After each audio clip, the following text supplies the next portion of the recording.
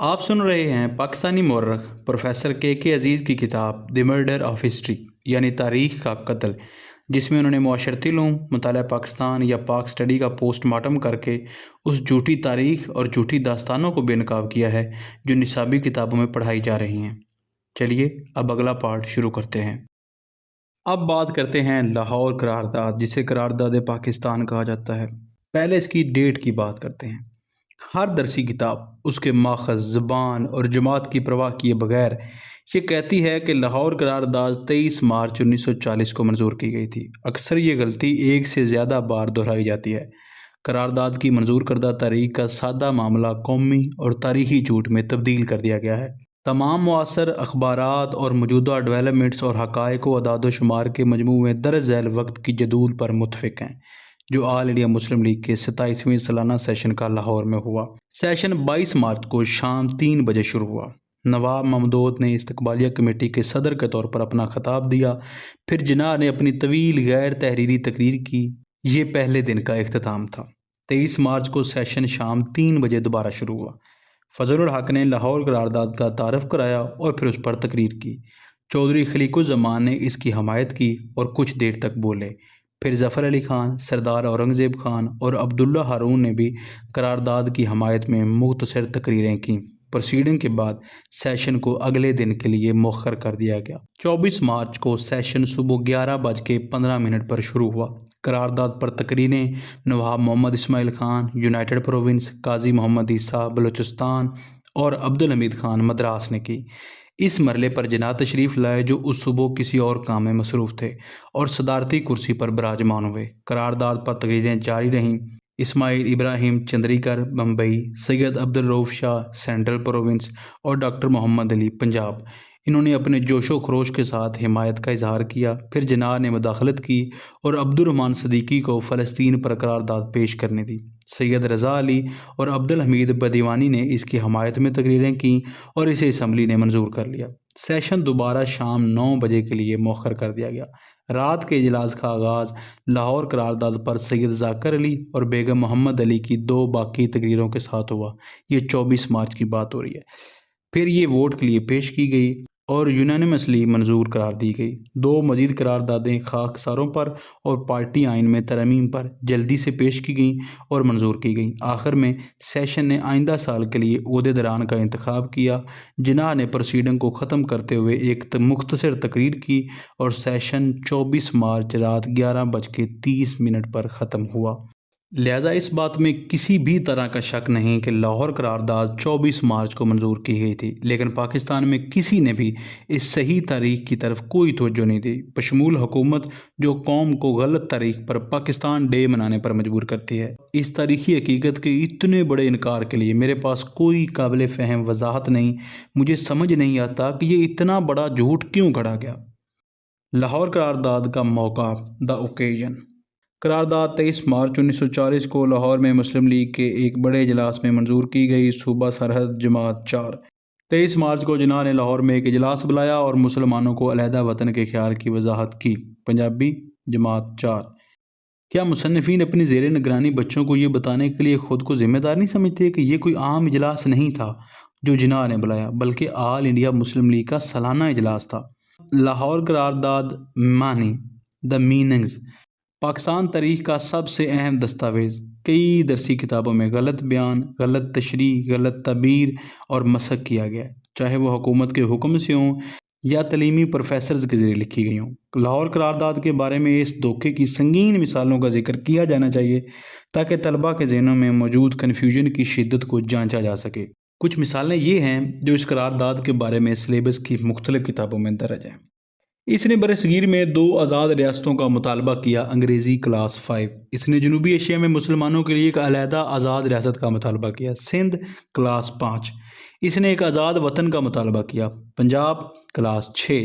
اس نے ایک آزاد اور خود مختار ریاست کا مطالبہ کیا جس کا نام پاکستان ہوگا، سندھ جماعت 6۔ اس نے ہندوستان کے مسلمانوں کے لیے ایک علیحدہ وطن کا مطالبہ کیا، صوبہ سرحد جماعت 7۔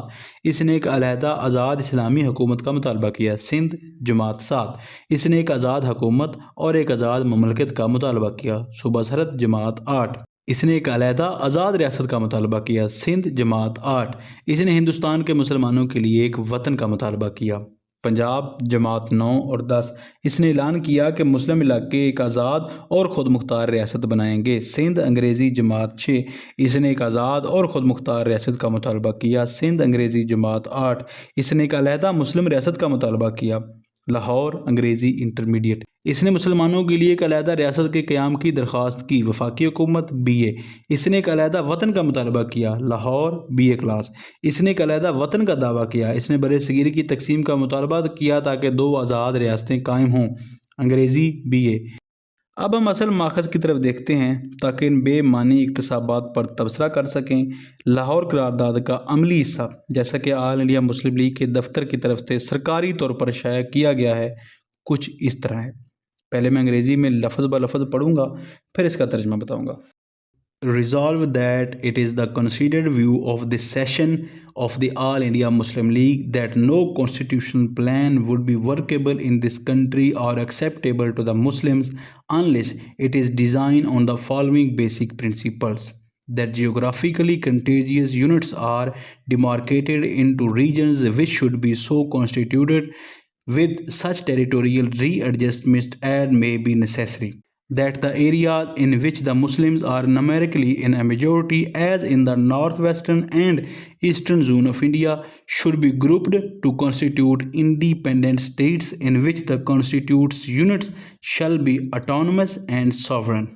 ترجمہ: قرارداد پیش کی گئی ہے کہ یہ آل انڈیا مسلم لیگ کے ایک اجلاس کا معتبر خیال ہے کہ اس ملک میں کوئی آئینی منصوبہ قابل عمل نہیں ہوگا یا مسلمانوں کے لیے قابل قبول نہیں ہوگا جب تک یہ مندرجہ ذیل بنیادی اصولوں پر وضع نہ کیا جائے، یعنی کہ جغرافیائی طور پر قریب موجود اکائیوں کو ایسے علاقوں میں متعین کیا جائے جن میں مسلمانوں کی تعداد اکثریت میں ہو، جیسا کہ شمال مغربی اور مشرقی زونز میں، جنہیں آزاد ریاستوں کی تشکیل کے لیے گروپ کیا جانا چاہیے، جہاں کانسٹیٹیوٹ یونٹس آزاد اور خود مختار ہوں۔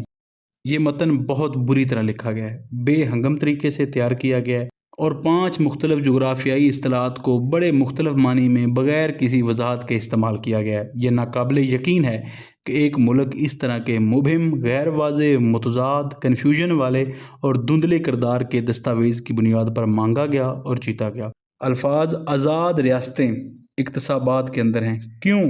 کیا ایسی ریاست ہو سکتی ہے جو آزاد نہ ہو؟ مزید پہلیاں ہیں۔ آخری کے 10 الفاظ ان کانسٹیٹیوٹس یونٹس کے بارے میں ہیں۔ یہ اعلان کرتے ہیں شل بی اٹانومس اینڈ ساورن۔ لفظ شل ایک قطعی اور پابند اعلان بناتا ہے۔ ایک ریاست کیسے خود مختار اکائیوں پر مشتمل ہو سکتی ہے؟ کیا آزاد اور خود مختار مترادف اصطلاحات ہیں؟ قرارداد میں فیڈریشن کا لفظ استعمال نہیں کیا گیا۔ کیا شمال مغربی اور شمال مشرقی ریاستیں یکساں ساختیں بنیں گی؟ مطالبہ ریاستوں کی جمع میں ہے، کوئی تعداد نہیں دی گئی۔ کیا دونوں زون 2 ریاستیں بنیں گے یا زیادہ؟ میں نے یہ سوالات اس لیے اٹھائے ہیں کیونکہ مجھے کسی درسی کتب میں ان نکات کا کوئی حوالہ نہیں ملا۔ کم از کم کالج کی سطح پر یہ لکھنے والوں کی ذمہ داری تھی کہ وہ قرارداد کا کچھ متنی تنقیدی تجزیہ فراہم کریں اور اس قرارداد کو سمجھنے میں مشکلات پر ڈسکشن کریں، لیکن یہ فرض کر لیا جاتا ہے کہ مصنفین نے قرارداد کو پڑھا، انہوں نے ایسا کچھ نہیں کیا۔ یہ فیصلہ ان کی طرف سے اعلان کردہ قرارداد کے مواد کی بنیاد پر کیا جاتا ہے۔ اب میرے قارئین کے سامنے قرارداد کا متن ہے۔ کیا وہ اپنی تمام تر ذہنی صلاحیتوں اور کوششوں کے باوجود قرارداد کے الفاظ میں ان مختلف درسی کتابوں کی طرف سے بیان کردہ 9 بیانات تلاش کر سکتے ہیں؟ کیا قرارداد میں یہ الفاظ کہیں ملتے ہیں جو الفاظ درسی کتابوں میں پڑھائے اور بتائے جاتے ہیں؟ نیچے دیے گئے 9 مختلف اعلانات یا دعوے وہ ہیں جو درسی کتابوں میں اس قرارداد کے بارے میں لکھے ہیں۔ یہ پڑھیں اور بتائیں کہ قرارداد میں ایسا کوئی لفظ موجود ہے۔ نمبر 1، 2 آزاد ریاستیں۔ نمبر 2، ایک علیحدہ آزاد ریاست۔ نمبر 3، ایک علیحدہ آزاد وطن۔ نمبر 4، ایک آزاد اور خود مختار ریاست جس کا نام پاکستان ہوگا۔ نمبر 5، ایک علیحدہ آزاد اسلامی حکومت۔ نمبر 6، ایک آزاد حکومت اور ایک آزاد مملکت۔ نمبر 7، ہندوستان کے مسلمانوں کے لیے ایک وطن۔ نمبر 8، ایک علیحدہ وطن۔ نمبر 9، ہندوستان کی تقسیم 2 آزاد ریاستوں میں۔ ظاہر ہے کتابیں لاہور قرارداد کا حوالہ نہیں دے رہی بلکہ کسی اور نامعلوم اعلامیہ کا حوالہ دے رہی ہیں۔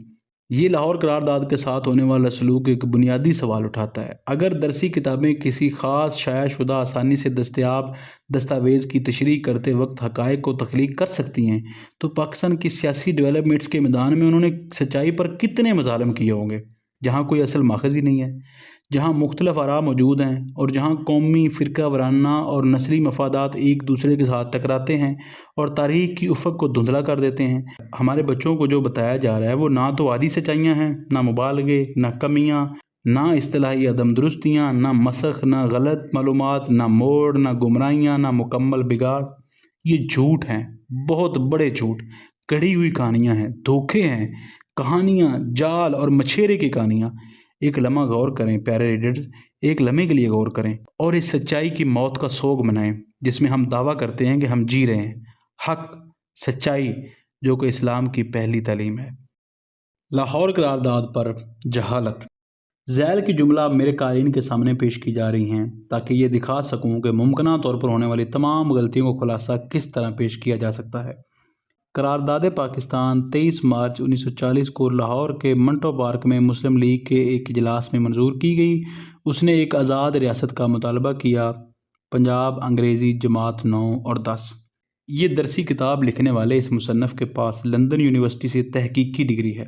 یہ حکومت کالج لاہور میں ایک مکمل پروفیسر کی حیثیت سے عزت کے ساتھ ریٹائر ہوئے اور اس وقت لاہور کے ایک اعلیٰ انگریزی میڈیم کالج کے پرنسپل ہیں۔ انہوں نے حقیقت کی 5 غلطیوں کو اکٹھا کرنے کا جو کارنامہ انجام دیا ہے وہ جہالت کی تاریخ میں بے مثال ہے۔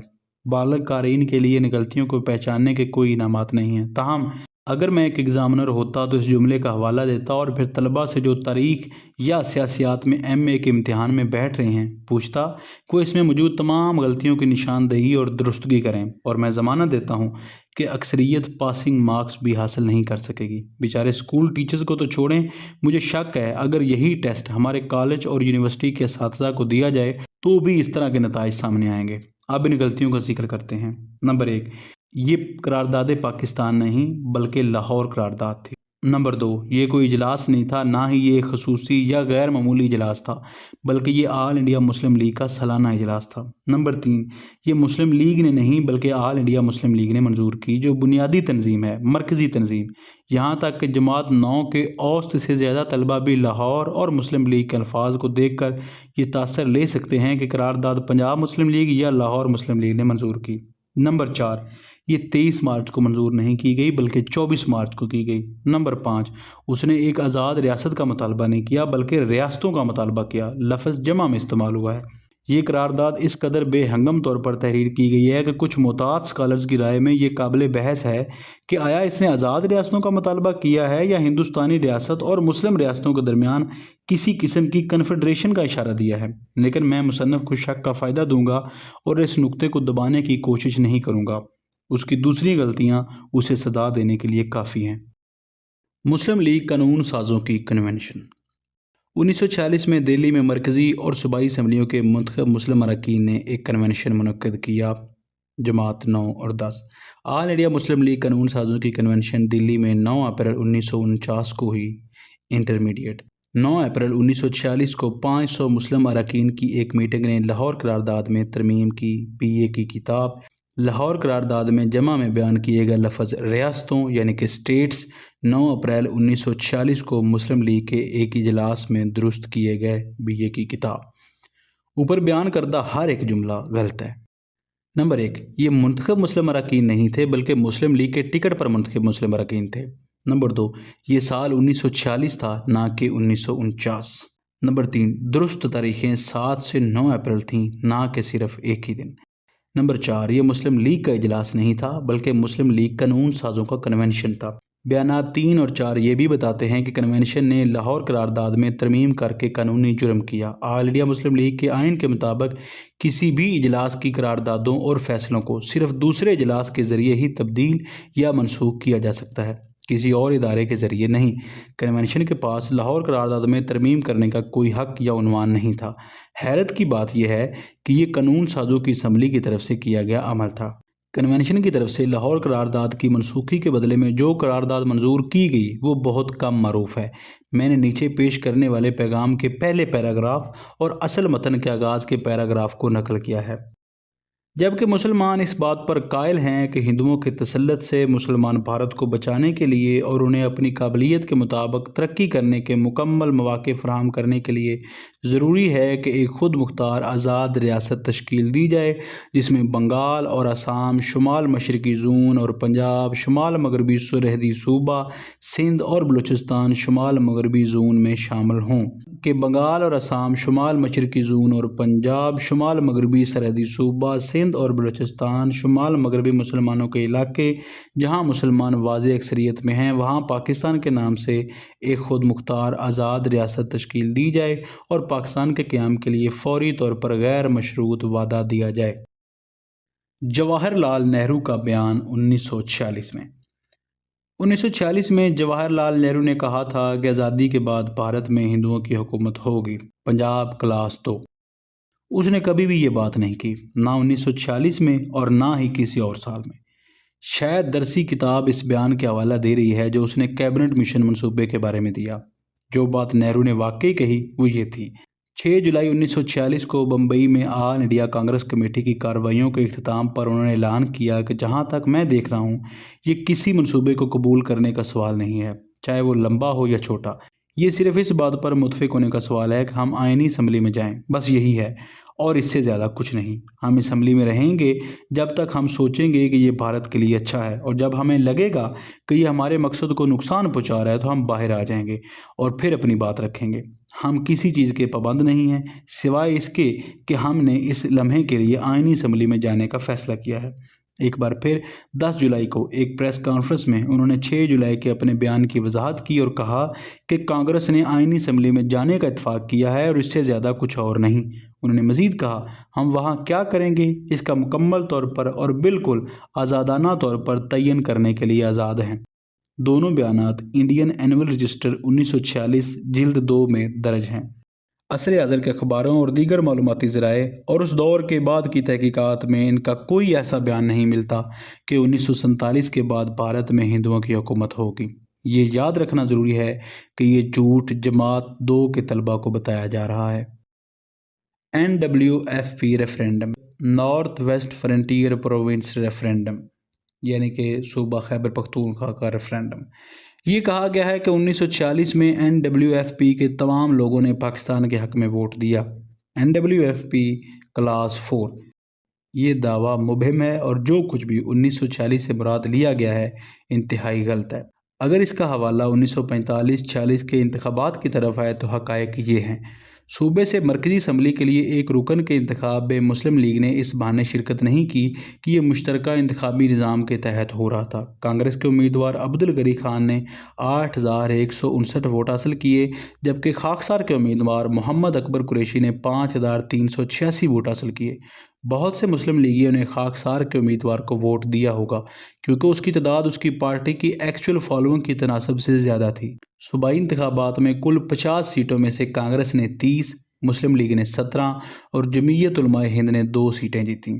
کل مسلم سیٹیں 38 تھیں، کانگریس نے 19 اور مسلم لیگ نے 17 جیتیں۔